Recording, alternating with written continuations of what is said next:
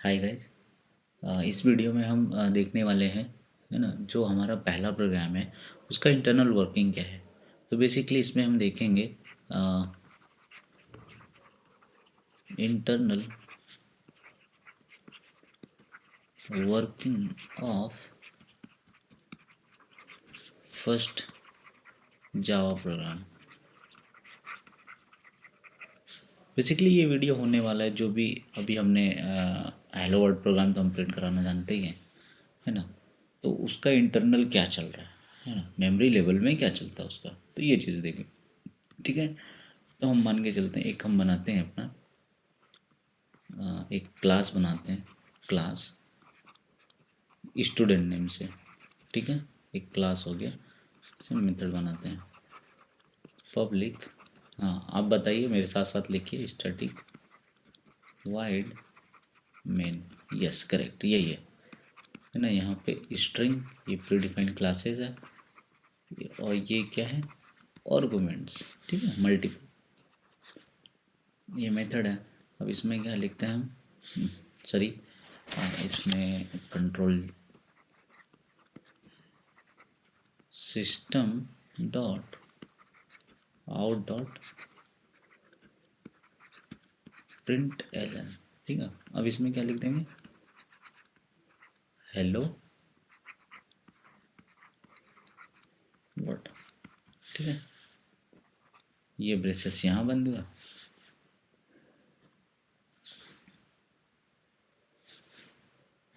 ये ब्रेसेस जब हम बंद करेंगे, ठीक है,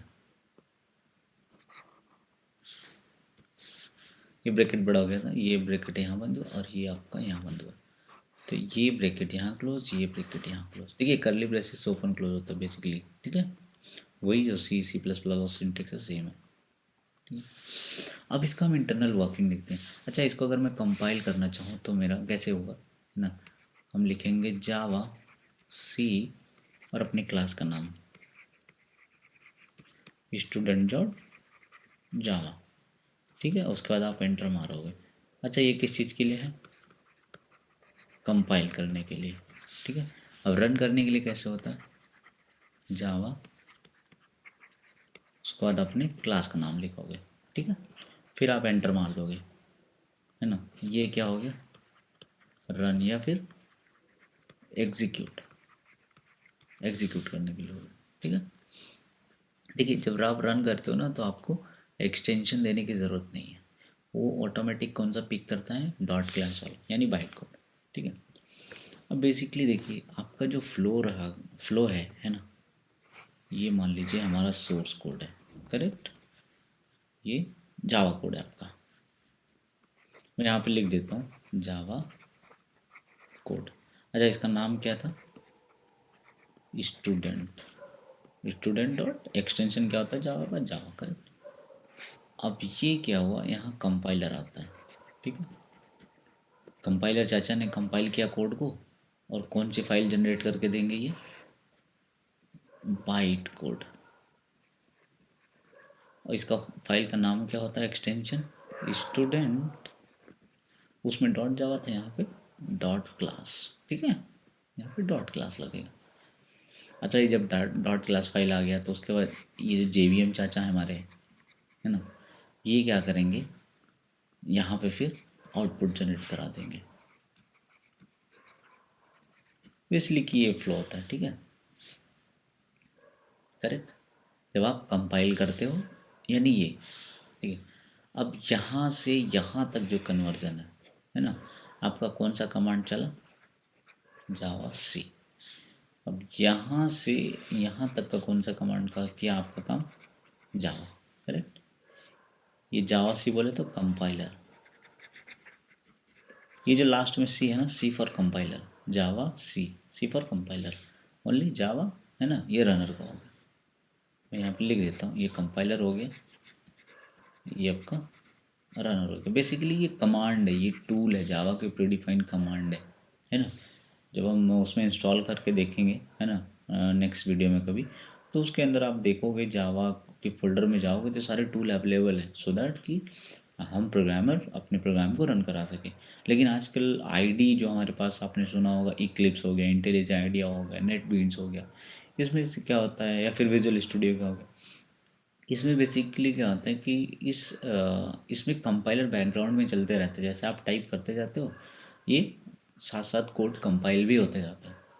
अगर कहीं आपने कुछ सिंटेक्स एरर कर दिया, कुछ और कर दिया, तो आपको रेड सिंबल आ जाएगा। सो दैट है ना, टाइपिंग के टाइम पे ही आपका कंपाइलेशन होते रहता है, और अगर कुछ एरर भी आता है तो वहाँ पे आपको वार्निंग या फिर एरर मैसेज आपको दिख जाएगा, रेड सिंबल उस लाइन पे रेड ऐसा स्टार बन जाएगा, है ना। इट मीन्स कि आपको इस लाइन में कुछ प्रॉब्लम है, ठीक है। तो ठीक है, ये रहा। अच्छा, इसका थोड़ा सा इंटरनल देखते हैं, ठीक है। मैं ये इरेज कर देता हूँ। इरेज नहीं कर रहा बेसिकली, है ना। इसमें हम अगले पेज में जाते हैं, ठीक है ना। ये अगले पेज में जाते हैं। अब इसमें क्या करेंगे, देखिए। अब अगले पेज के बेसिकली ये है कि, है ना, what happened at run time. ये तो हमने कंपाइल कर दिया।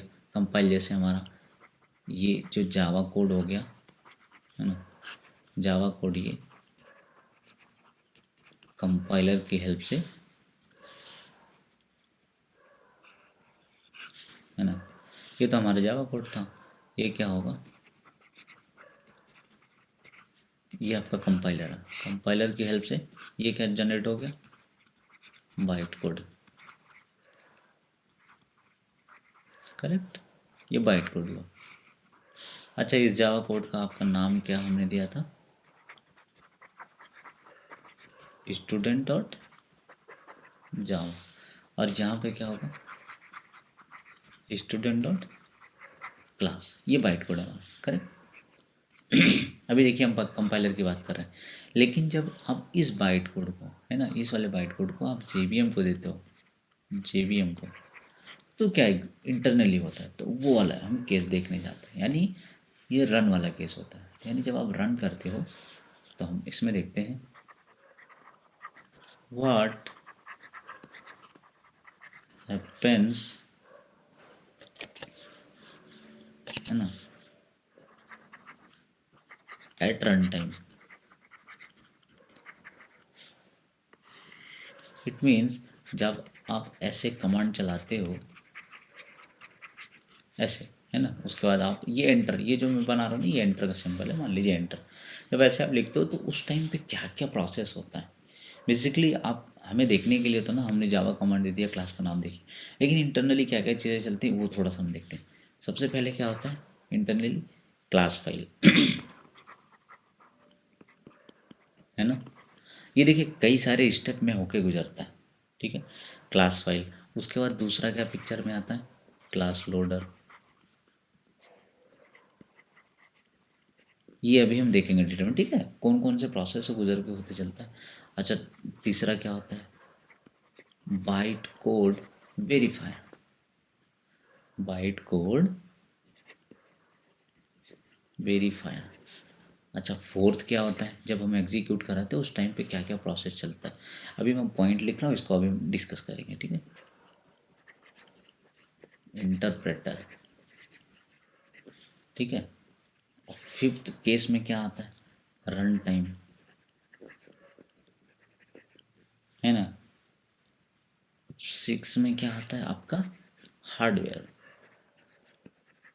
भाई हार्डवेयर तो रिस्पॉन्सिबल होता ही है ना। मेमोरी क्या है, सब कहीं ना कहीं प्रोसेस है, उसको सीपीयू यूनिट देता है प्रोसेस, है ना।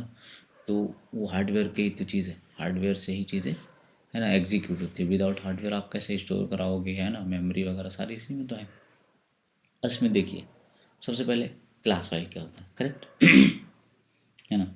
सीधा सीधा ये क्लास फाइल जो हम क्लास बनाए थे हमने अभी देखा था, है ना। इस वाले डायग्राम में देखिए, इस वाले डायग्राम में क्या था, जब हम ये क्लास लिख रहे हैं एग्जैक्ट, है ना, जब हम ये क्लास लिख रहे हैं तो ये क्लास का नाम वो समझता ही है, ठीक है। अब इस प्रोग्राम में देखिए, डिपेंड करता है कि आप में भी कुछ प्रीडिफाइंड क्लासेस यूज की हों, तो वो क्या करता है, एक तरीके से इम्पोर्ट होता है जो जावा ऑलरेडी उन्होंने बना रखा है ना, जावा के पैकेज में वो क्लासेस हमारे इस प्रोग्राम में इंक्लूड होता है, ठीक है। तो वो क्लासेस हैं, और बेसिकली ये आपका सेकंड जो है class loader. Class loader responsible है जो आपने क्लास बनाया है। जैसे ये था, मैं यहाँ पे एग्जांपल के लिए फिर से वही लिख देता हूँ, क्लास स्टूडेंट पब्लिक स्टैटिक। आप भी मेरे साथ बोलते रहिए, है ना, आपको ताकि आइडिया लग जाएगा। स्ट्रिंग आर्क्स, ठीक है। अब इसमें system dot out dot print ln, correct. अब इसमें आपका हेलो, देखिए मैं अगली लाइन में लिख देता हूँ, बस आप समझ जाओ यार। हेलो, ठीक है। ये ब्रेसेस यहाँ बंद हुआ, ये यहाँ पे बंद हुआ। अब देखिए क्लास फाइल तो होता ही है ना।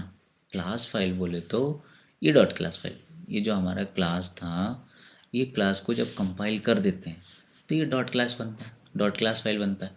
तो डॉट क्लास फाइल सबसे पहले आइडेंटिफाई होता है ना। पहला स्टेप में क्या, डॉट क्लास फाइल आइडेंटिफाई होता है, ठीक है, करेक्ट। अच्छा, हमारे प्रोग्राम में हमारा जो फाइल है ना, जैसे हमने फाइल क्या नाम सेव किया था, स्टूडेंट जावा, तो उस स्टूडेंट डॉट जावा क्लास के अंदर, उस फाइल के अंदर मोर देन वन क्लास हो सकते हैं, मे बी 4-5 हो सकता है, मे बी क्लास पर्सन भी हो सकता है। तो जब आप कंपाइल करते हो ना, तो उसके अंदर जितने भी सारे क्लास है सबका डॉट क्लास बन जाता है। तो इस क्लास को आइडेंटिफाई किया जाता है, आइडेंटिफिकेशन मैं लिख देता हूँ ऐसे आप समझ जाओ, आइडेंटिफाई किया जाता है। उसके बाद क्लास लोडर एक कंपोनेंट होता है जेवीएम के अंदर, ठीक है। वो क्या करता है, जो भी ये डॉट क्लास फाइल जनरेट हुआ है ना, उनको मेमोरी में लोड करता है। मेमोरी में बोले तो अभी जैसे वो फाइल जनरेट हुआ, हमने देखा था, है ना, लास्ट वीडियो में, कि उसी फोल्डर में जनरेट हुआ था, तो वो तो हमारे हार्ड डिस्क का पार्ट है।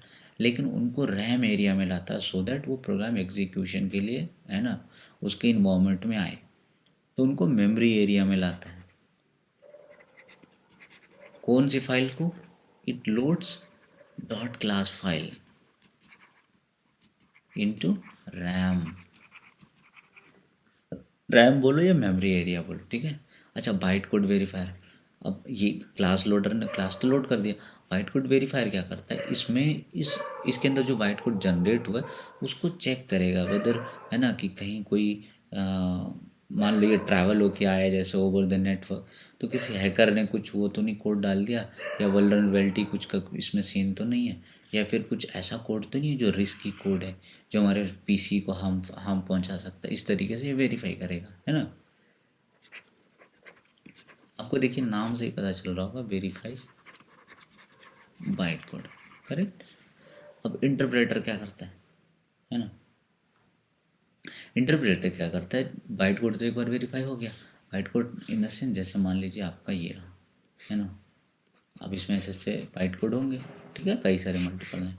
इंटरप्रेटर क्या करता है, एक एक लाइन यहाँ से पिक करता है, ठीक है, एक एक लाइन यहाँ से पिक करेगा और उनको एग्जीक्यूट करते रहेगा, है ना।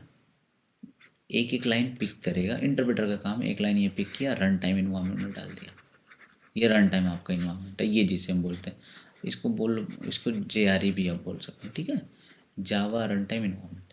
इंटरप्रेटर क्या करेगा, लाइन बाय लाइन, यानी एक लाइन पिक किया, रन टाइम को दिया, दूसरा पिक किया, रन टाइम को दिया, इस तरीके से ये रन टाइम को देगा, और run time with the help of hardware ये एग्जीक्यूट करता था। फाइनल आपको क्या मिल जाता है, आउटपुट। देखिए शायद अगर समझ में नहीं आया ना, तो आगे हम पूरा JVM का जब डिटेल में बात करेंगे, वहाँ देखेंगे, तो उसमें आपका ये कंसेप्ट क्लियर हो जाएगा, है ना। बस इस सीरीज़ को फॉलो कीजिए और चैनल को सब्सक्राइब कीजिए ताकि आपकी लर्निंग यहीं तक सीमित ना रहे, ठीक है। ये तो हो गया इंटरनल वर्किंग। अच्छा, इसमें कुछ कुछ हम पार्ट देख लेते हैं, जैसे कि ये जो हम क्लास हमने बनाया, हमने एक सेव किससे किया था, स्टूडेंट डॉट जावा से। क्या हम, है ना, कुछ कोड लिखें जावा में, जैसे एग्जांपल के लिए मैं एक नया पेज बना देता हूँ, हाँ ठीक है। मेरा क्वेश्चन ये है, can you save a Java source file by another name than the class name, है ना। आप ये बताइए, जैसे मान लीजिए ये क्लास स्टूडेंट है, ठीक है, ये क्लास स्टूडेंट है, इसमें कुछ भी आपने कोड लिखा हुआ पब्लिक स्टैटिक मेन मान लीजिए, और जब मैं इसकी सेव करने की बारी आई तो मैं सेव कैसे करूँगा, स्टूडेंट डॉट जावा। तो मेरा क्वेश्चन ये है, क्या मैं दूसरे नाम से सेव कर सकता हूँ, ये स्टूडेंट हटा के क्या मैं इस प्रोग्राम को, है ना, इस वाले प्रोग्राम को abc.java से सेव कर सकता हूँ? मेरा क्वेश्चन ये है। तो इसका आंसर क्या होगा?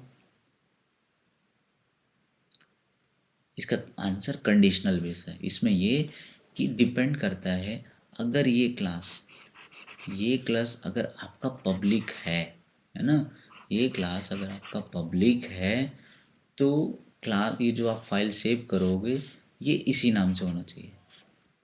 अगर ये पब्लिक है तो ये फाइल का नाम इसी क्लास के नाम से होना चाहिए, अदरवाइज आपके पास ऑप्शन है, आप कर सकते हैं चेंज। ठीक है, कोई दिक्कत नहीं है। बस अब जैसे ये स्टूडेंट, अब यहाँ पे तो कोई पब्लिक वगैरह नहीं लिखा हुआ, तो मैं इसको abc.java कर सकता हूँ, कोई दिक्कत नहीं है। ठीक है, अच्छा इसको कंपाइल कैसे करूँगा फिर abc.java से? हैं, बोलो बोलो, गेस करिए, गेस करो भाई। हाँ हाँ, यस यस, हाँ दिमाग लगाइए। ठीक है, इसको कंपाइल करेंगे इस वाले नाम से, यानी क्या लिखेंगे, जावा सी abc.java। ये परफेक्टली कंपाइल होगा, लेकिन जब आप रन करोगे ना तो आपको ये नाम देना पड़ेगा, स्टूडेंट। कैसे? जावा स्टूडेंट। ये रन कर रहा है और ये कंपाइल कर रहा है। ठीक है, अच्छा मैं एक बार फिर से रिपीट कर देता हूँ। मेरा क्वेश्चन ये था, ये हमने क्लास बना लिया, यहाँ पे देखिए public static wide main method ये बना हुआ है। ठीक है, मैं पूरा वर्किंग कोड नहीं लिख रहा, आप वही समझ जाइए। मैं ये पूछ रहा हूँ कि हमने ये क्लास नाम बना दिया, क्या जब हम इसको तो सेव तो करेंगे अपनी मेमोरी में, तो क्या मैं इसका नाम चेंज कर सकता हूँ? स्टूडेंट का नाम, स्टूडेंट की जगह मैं abc.java रख सकता हूँ? अगर हाँ तो क्यों, है ना? ये कंडीशन, ये डिपेंड करता है कि अगर ये क्लास पब्लिक नहीं है, ये जो स्टूडेंट क्लास है अगर ये पब्लिक नहीं है, अभी हमारे केस में क्या पब्लिक नहीं है, कुछ भी नहीं लगा हो इधर पब्लिक प्राइवेट, तो यस, अगर पब्लिक नहीं है तो आप दूसरे नाम से सेव कर सकते हो। जब आप कंपाइल करोगे तो आपको यही वाला नाम देना पड़ेगा, लेकिन जब आप रन करोगे तो आपको ओरिजिनल नाम देना पड़ेगा, जो आपका क्लास है जिसके अंदर ये मेन मेथड है वो देना पड़ेगा। क्यों? क्योंकि जब प्रोग्राम रन होगा तो वो मेन मेथड की तलाश में निकलेगा। ये जैसे आपने डाला जावा तो वो देखेगा हाँ भाई ये स्टूडेंट है, स्टूडेंट क्लास के अंदर तुरंत हो जाएगा कि मेन मेथड कहाँ है। जिस क्लास के अंदर मेन मेथड रहेगा वो उसी को आइडेंटिफाई करेगा। अगर मान लो ऐसे मैंने लिख दिया abc.java, अब ये क्लास तो एग्जिस्ट करता ही नहीं है ना?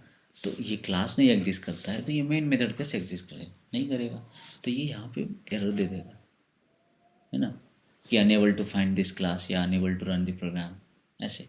लेकिन आप ये लिखोगे तो ये एग्जीक्यूट हो जाएगा। क्यों? क्योंकि ये स्टूडेंट क्लास है, ये मेन मेथड को तलाश करेगा, मेन मेथड जिसके अंदर रहेगा वही वाला क्लास यहाँ पे पिक करेगा।